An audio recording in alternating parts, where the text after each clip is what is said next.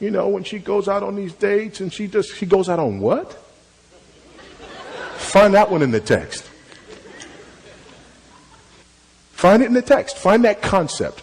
The modern American dating concept in the text. It's not there.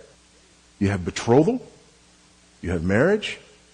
You have relationships between individuals who intend to marry. You don't have this idea of people who just kick it because they like each other for right now. That's how you end up with the wrong one. You get involved before you evaluate. That's a problem. That's a problem. And again, as a father, you know, here's the picture that our culture paints. Our picture paints this culture. A father is doing his job if, you know, when a young man comes over, a suitor comes over for his teenage daughter, he sits down, you know, and he's got this intimidating pose, and you stick your chest way out and you bow all up, you know, and you take your rifle out and you're cleaning your rifle, you know, and you got a big old, you know, some snuff right there, and you spin your stuff and you clean your rifle and stuff. And what time you supposed to have her home? You know, what time, you know, you scare him up real good. That's our culture's picture. And we think a man's doing a good job if that's what he does before his teenage daughter goes out with a young man. Let me just change the scenario, just briefly. Just slightly change the scenario. Same picture. Except now, I have a $200,000 Lamborghini Testarossa in front of my house.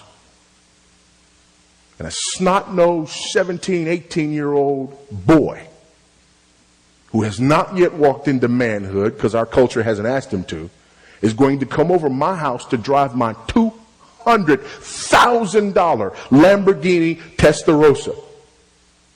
Am I going to be satisfied just cleaning my gun and scaring him real good and then giving him the keys? See, here's what bothers me. Our culture has taught you to value a $200,000 car more than a man's daughter. That's sick. You gave your $200,000 car to a 17-year-old boy? You're an idiot. But when I said that about my daughter, you thought I was crazy. Why? You've been lied to. That's why. I'd much sooner give up the keys to a $200,000 car than to take a chance on some young man manipulating and abusing the emotions of my daughter.